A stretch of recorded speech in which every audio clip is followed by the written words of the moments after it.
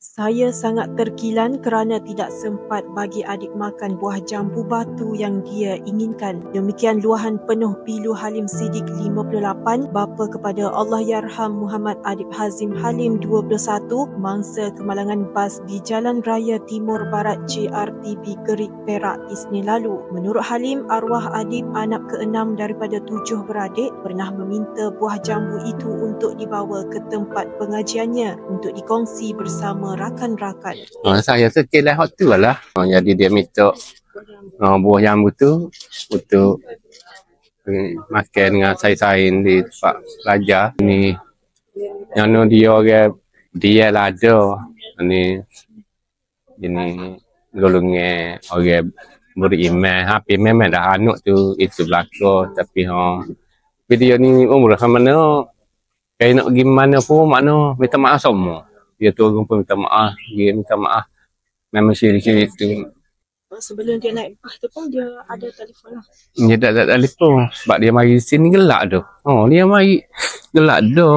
Umur ayah dia ni, mari duduk berwaduh dia. Kita minta maaf ke apa lah. Minta maaf. Minta maaf lah abah tu. Dia pun, kata kita pun, kira sebenarnya lagu tu ke. Kita tak pernah sabar ke. Dia berkata demikian ketika ditemui di kampung pangkalan Cina Bacok di sini hari ini. Katanya Adib sangat menghormati orang tua, bahkan tidak lekang daripada mulutnya meminta maaf dan bersalaman dengan ibu bapa. Bercerita mengenai arwah, pada hari yang sama Halim sempat meluangkan masa bersama arwah anaknya di petang hari sebelum anaknya berangkat ke Jertih, Terengganu untuk menaiki bas. Dia kalau maaf ni terbaik bagi dia, YB. Kalau dia balik kan, dia peluk 3 kali minta maaf abah. Kalau kita telefon dia pun, lagu mana adik? Sihat? Sihat? Minta maaf abah. Ada. Tu lah dia beri. Tak ada kata lain. Masalah dia tidak cerita. Dia tidak minat. Cuma dia minat golongan dia ni suka gitu lah.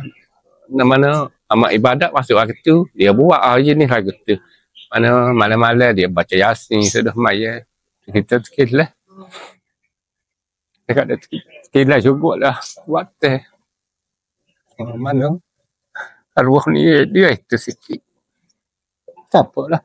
Turut hadir menziarah keluarga, Exco Kebajikan Pembangunan Keluarga dan Wanita Kelantan, Rohani Ibrahim, yang menyerahkan sumbangan sebanyak RM500 bagi mewakili kerajaan negeri. Pertamanya menyampaikan salam takziah lah daripada MB Kelantan, itu khususnya lah pimpinan Kerajaan Negeri Kelantan kepada ayah arwah Adib.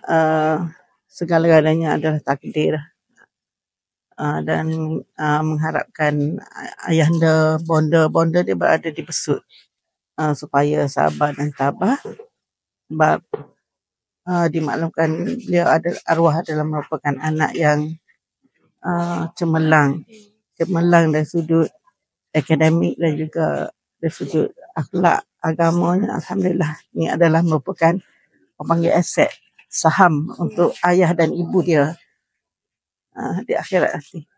Nur Atira Azman bersama juru kamera Izzah Zaki, Berita iMedical TV.